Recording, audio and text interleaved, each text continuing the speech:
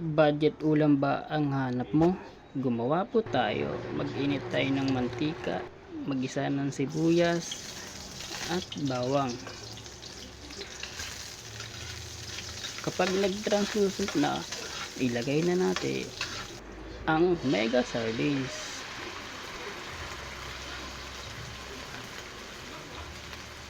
Kasunod nyon, ilagay na natin ang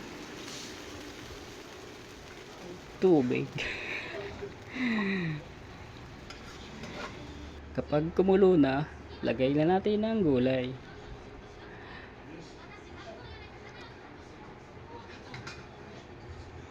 Lagay natin ang malunggay ng kapitbahay.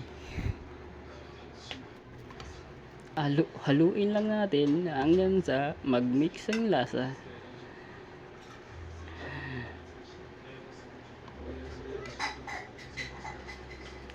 Ilagay na rin natin yung ating etlog. Timplan na rin natin ng kaunting asin. Haluin lang natin and wapak, finished product. Sarap!